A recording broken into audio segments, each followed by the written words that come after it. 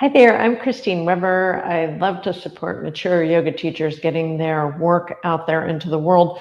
Today I want to explain what Krama is, K-R-A-M-A, Krama, and how it can be used in yoga practice to increase awareness of the breath and the accessory musculature of the breath. So why would you want to do that? Because as we get better with controlling our breath, it gives us greater agency over the nervous system and greater agency over mental, emotional states. So Krama practice is actually, it's a little sophisticated actually. It can be a little complicated, but there is so much more to yoga than inhale, arms up, exhale, arms down, and so much more we can offer our students in the way of helping them regulate their nervous system, which is sort of my whole wheelhouse.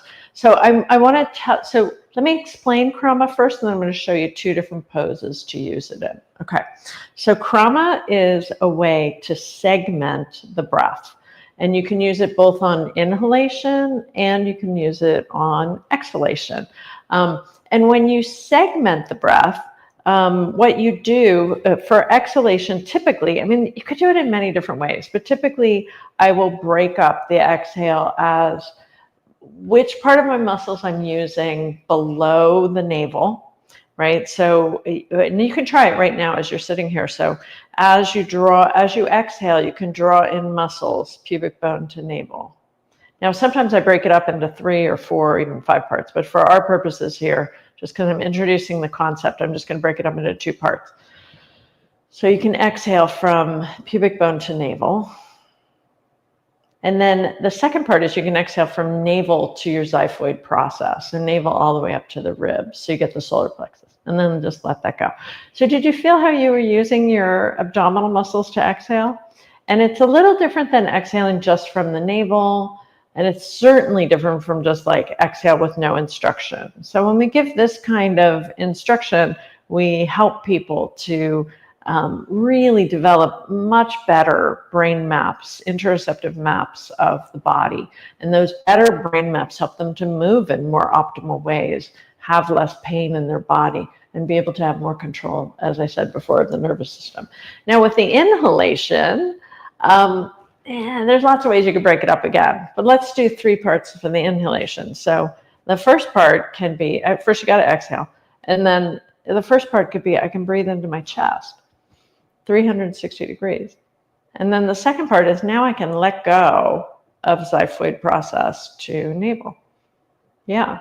And then can I let go of navel to pubic bone and pelvic floor as you're inhaling? So you can take these 3 parts of your inhale and wow, like that's so interesting as opposed to just inhale, arms up. Right now I'm starting to develop a very specific and more sophisticated awareness of the respiratory structures, including the myofascia that control the inhalation beyond the diaphragm, right?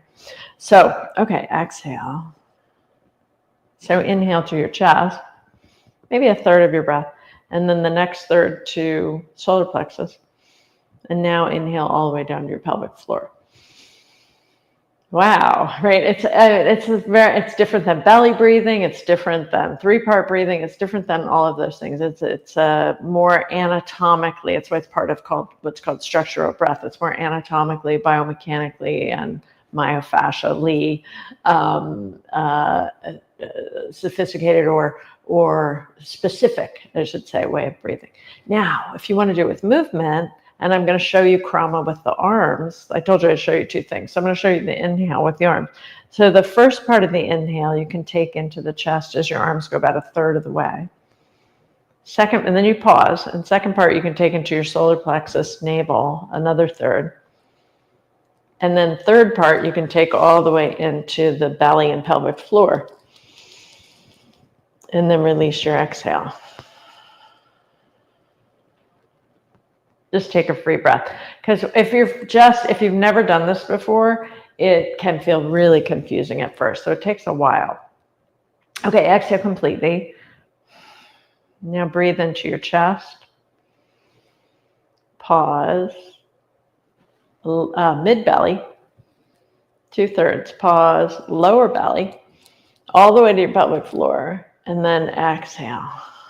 Don't worry so much about the exhale yet. It's nice to put them together. Depends on what's going on with you if you need to worry about the exhale, but let that go for now. Okay, let's do it one more time. So exhale, 1/3 into your chest,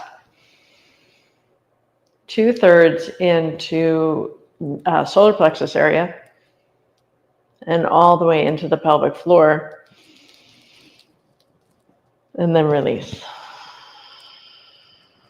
And you may notice a little bit of more energy in your system. It's probably still pretty calm, but it's like a nourishing, it's called a Brahmana effect in Ayurveda or the yoga chikitsas, the yoga therapies. So just that little extra focus on the inhale can be so powerful and so sort of like mind-blowing for people. But don't expect everybody to get it right away. You know, it's a lot. And you do want to you just kind of revisit it a little bit. You don't have to do a whole class with it. You can just kind of introduce it in the beginning or somewhere towards the end of the class, and you know, and then come back, and people will start to get it after a while. And hey, while I'm thinking about it, one of the things I want to mention is when you're practicing this kind of extremely subtle, nuanced way of approaching yoga, a really nice thing to remind your students is it's very difficult to make a judgment about these practices based on one experience. It really does. You really want to sign up for 10 classes until you start to be able to notice the effect on your system. Some people will notice it right away. Some people it takes more than 10 classes, you know, so just let people remember you're not going to get it right away. It's not the same thing as doing, you know, 3 breaths up and arms up and down. It's a little more nuanced. Okay, now let's practice with the exhale. So I just gave you 2 parts of the belly to exhale with. Of course, there's other things you can do, but this is a good place to start. Lower belly, upper belly. So, and you divide it right at the navel, right? So now that's going to work well in a twist, or even better in a forward bend with soft knees, because I'll use my thighs, kind of like a half chair pose. I'll use my thighs to press the breath out. So here we're going to do, I hope you can see me okay. Here we're going to do inhale. Exhale halfway to the navel. The knees get soft. Pause. Exhale all the way around your back and press the breath out with your thighs. You feel that? Just let it go. Now lengthen your spine to come back up. So as you're coming up, you want that nice long spine. It's just a little bit safer. The belly can stay engaged as you come up, and that can be helpful too. All right, let's do it again. So nice breath in. Exhale about half of your breath, soften your knees, and you're coming forward about halfway. And then you just pause here, and then exhale everything. Let go of your head. Keep your belly engaged, lengthen your spine, slide your hands up like chicken wings and come up. The arms up first helps to keep that long spine. We'll do it one more time. So breathe in. And exhale below the navel. It's about halfway. About half of your breath goes out. And then all of your breath. And pause and feel the pressure of your thighs into your belly, pushing the breath out. And chicken wings, lengthen your spine to come up on an inhale.